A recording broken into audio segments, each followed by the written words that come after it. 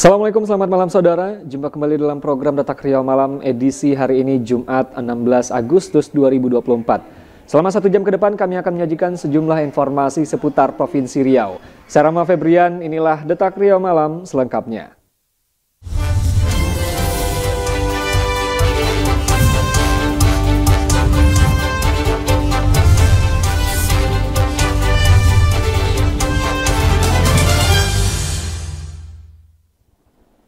Kita awal informasi pertama, saudara. Buntut terungkapnya kasus penganiayaan anak di tempat penitipan anak Early Step Daycare Pekanbaru. Tim Satpol PP Kota Pekanbaru bersama pihak terkait lainnya melakukan penyelegelan terhadap tempat tersebut pada Kamis siang.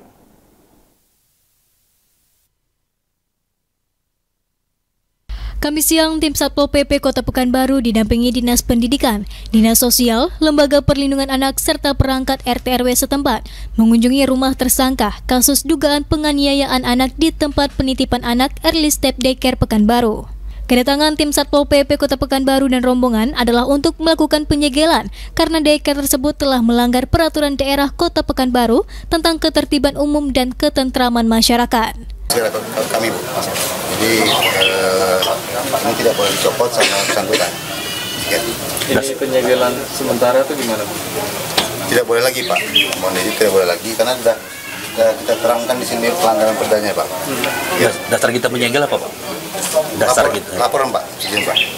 Laporan gimana Pak? Laporan dari Dinas Pendidikan kepada kami yang masuk tempoh hari Pak. Ya. Terus untuk selanjutnya seperti apa pengawasan kita terhadap daycare yang ada di Pekanbaru ini Pak? Nanti kami selalu bekerjasama dengan pihak terkait Pak. Dan informasi juga nanti Ibu Kabit PAUD apapun yang rasa janggal. Sebelumnya anak berusia 4 tahun mendapatkan penganiayaan saat dititipkan di daycare. Dalam kasus tersebut, Polresta Pekanbaru sudah menetapkan 2 orang sebagai tersangka. Di antaranya pemilik dan pengasuh daycare tersebut. Keduanya diancam hukuman penjara lebih dari 5 tahun. Priska Nanzidan Al-Azhar melaporkan. Saudara, pencuri pagar yang bersembunyi di gorong-gorong parit yang diamankan polisi adalah warga pendatang yang tidak memiliki tempat tinggal di Pekanbaru. Tersangka juga positif mengkonsumsi narkoba.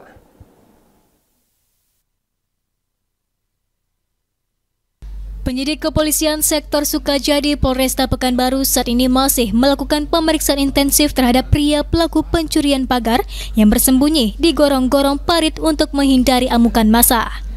Terduga pelaku pencurian pagar diketahui berinisial MN, 33 tahun, warga pendatang asal Sumatera Barat. Sementara aksi pencurian pagar dilakukan tersangka di gereja HKBP yang berada di Jalan Kiai Haji Ahmad Dahlan, Kecamatan Sukajadi, Pekanbaru. Berdasarkan hasil pemeriksaan polisi, diketahui tersangka MN tidak memiliki identitas diri serta tempat tinggal di Kota Pekanbaru. Kapolsek Sukajadi, Kompol Jerminal Sitanggang mengatakan, dalam aksi pencurian pagar, tersangka MN bersama 1 pelaku lain yang saat ini masih diburu. Hasil cek urin diketahui juga tersangka MN positif mengkonsumsi narkoba.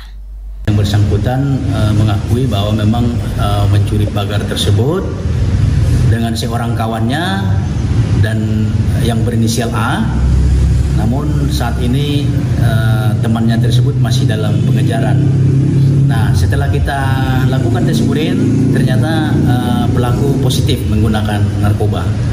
Beberapa kali kan melakukan informasi dari pelaku ini dia baru sekali katanya. Nah, kemarin sempat kewalahan juga terkait identitasnya karena tidak ada identitas. Nah, kemudian kita coba berusaha, ternyata keluarganya ada di Sumatera Barat. Polisi juga masih mendalami dugaan keterlibatan tersangka MN dalam beberapa perkara tindak kriminalitas yang terjadi di wilayah hukum Polsek Sukajadi. Ahad Laila Isnin melaporkan. Saudara, Satreskrim Polres Bengkalis melakukan rekonstruksi kasus pemukulan yang berujung hilangnya nyawa orang lain. Rekonstruksi ini dilakukan tersangka Cacai dengan 17 adegan di Gang Sakura, Jalan Tandon, Kelurahan Damon, Kecamatan Bengkalis. Sebanyak 17 adegan diperagakan tersangka TC alias Cacai dalam rekonstruksi kasus duel maut yang terjadi di Kota Bengkalis. Rekonstruksi diawali dengan kedatangan pelaku ke rumah teman korban dalam pengaruh alkohol. Dan sampai di lokasi kejadian, pelaku dan korban sempat adu mulut dan berakhir dengan duel yang menyebabkan korban meninggal dunia diakibatkan pukulan benda tumpul di bagian kepala. Anggun Apriansyah, penyidik Satreskrim Polres Bengkalis mengatakan ada 17 yang diperagakan oleh tersangka dalam peristiwa awalnya perkelahian antara dua orang. Perkelahian dimulai ketika korban berinisial S alias Yuyu meminta imbalan untuk membeli sabu kepada saksi Ahai. Namun permintaan Yuyu ditegur Cacai dengan kalimat "kamu baru minta tolong itu saja sudah minta imbalan", dan terjadilah perkelahian yang menyebabkan korban meninggal dunia. Kronologis awal kejadian pada tanggal 23 tepatnya di rumah di Gang Sakura, Tandut, telah terjadi penganiayaan yang mengakibatkan korban meninggal dunia. Seperti yang kita ketahui tadi, pada saat rekonstruksi korbannya adalah Susanto alias Yuyu dan pelakunya Tekcai alias Acai. Untuk rekonstruksi hari ini tadi kita memperagakan 17 adegan, di mana 17 adegan itu kita mulai daripada saat tersangka maupun korban datang ke TKP untuk berkumpul minum-minum lah ceritanya di TKP. Untuk tersangka saat ini sudah diamankan di Mapolres Bengkalis dan tersangka dijerat dengan pasal penganiayaan yang menyebabkan kematian. Pasal yang disangkakan pasal 351 ayat 3 dan maksimal 7 tahun penjara. Randi Ardiansyah, Bengkalis melaporkan. Saudara, Kejaksaan Negeri Indragiri Hulu melakukan pemusnahan barang bukti narkotika jenis sabu dan pil ekstasi serta 106 buah barang lainnya. Perkara tindak pidana umum yang telah memiliki kekuatan hukum atau ingkrah selama periode Juli 2024. Kepala Seksi Kasih Pengelolaan Barang Bukti dan Barang Rampasan Kejari Inhu, M. Ali Nur Hidayatullah menjelaskan pemusnahan barang bukti ini merupakan salah satu tugas kejaksaan sebagai pelaksana putusan pengadilan. Ali menambahkan pemusnahan barang bukti juga merupakan salah satu upaya dari Kejari guna menghindari penyalahgunaan dari pihak yang tidak bertanggung jawab. Adapun barang bukti yang dimusnahkan ini yakni narkoba jenis sabu seberat 141,74 gram dan 6,82 gram narkotika jenis ekstasi serta 106 buah barang lainnya. Pemusnahan narkotika ini dilakukan dengan cara di blender dengan campuran deterjen pencuci lantai lalu dibuang ke solakan. Sementara itu untuk jenis barang bukti berupa telepon genggam dihancurkan menggunakan palu serta barang bukti lainnya dibakar. Dunia Kaputra melaporkan. Saudara, Menteri Dalam Negeri Muhammad Tito Karnavian melantik dan mengambil sumpah jabatan penjabat Gubernur Riau Rahman Hadi. Rahman Hadi dilantik menggantikan PJ Gubernur Riau sebelumnya SF Haryanto yang telah habis masa tugasnya sebagai penjabat Gubernur Riau.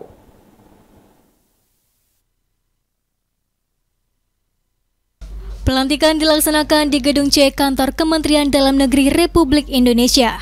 Turut hadir dalam pelantikan PJ Gubernur Riau Rahman Hadi, perwakilan Forkopimda Riau, DPRD Riau dan mantan penjabat Gubernur Riau SF Haryanto.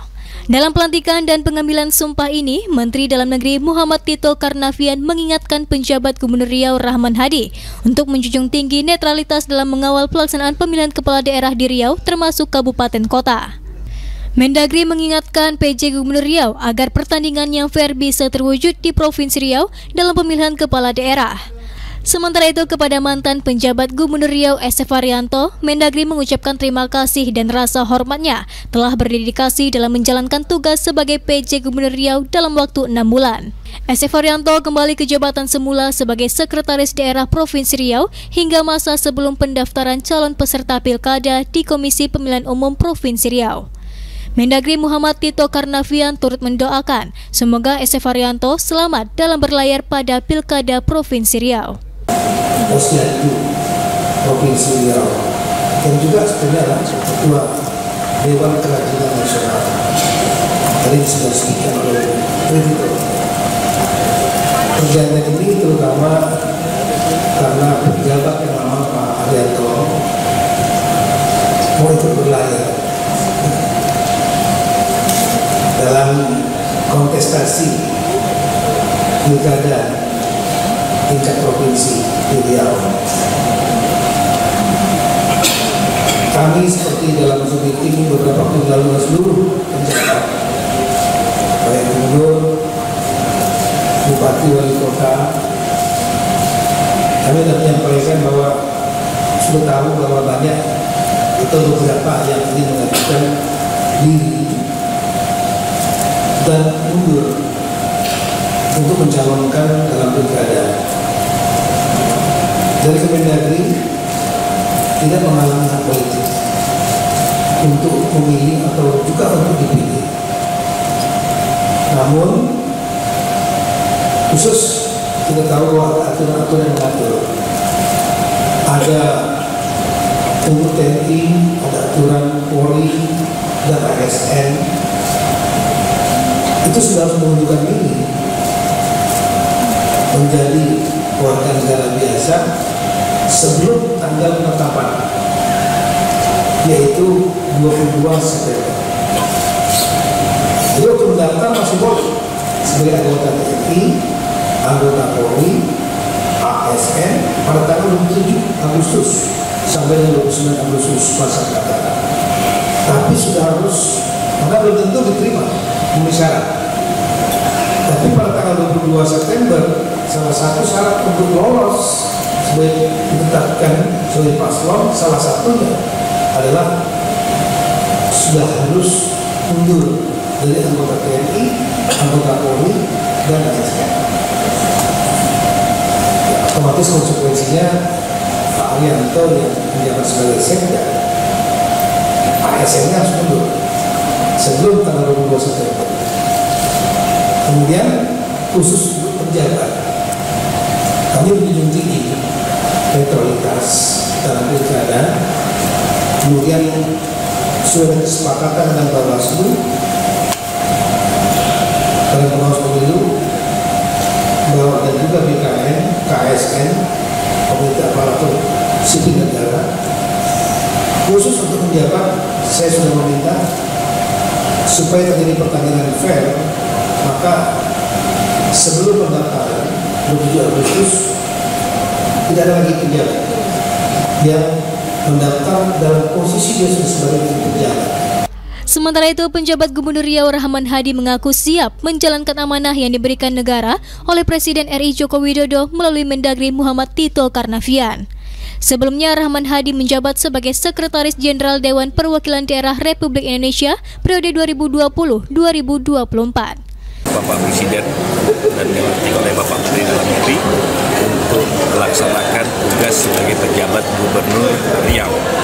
Tentu saja ini adalah tugas yang dibebankan kepada kami dalam rangka bagaimana mensukseskan pelaksanaan pilkada secara serentak yang akan dilaksanakan 27 November yang akan datang untuk bisa terlaksana dengan tertib, lancar, aman, dan masyarakat bisa mendapatkan pemimpin yang diidamkan untuk gubernur periode 2025-2030.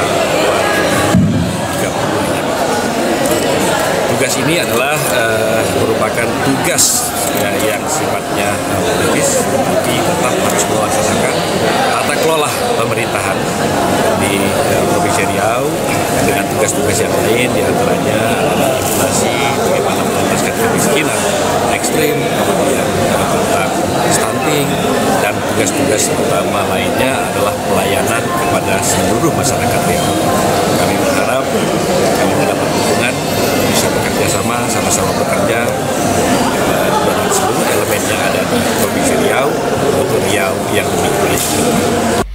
Usai dilakukan pelantikan dan pengukuhan sumpah kepada PJ Gubernur Riau Rahman Hadi, Mendagri turut menyaksikan pelantikan dan pengambilan sumpah jabatan Ketua PKK Provinsi Riau. Hermansyah melaporkan. Saudara, usai jeda pariwara berikut, Detak Riau Malam akan kembali dengan informasi lainnya. Tetaplah bersama kami.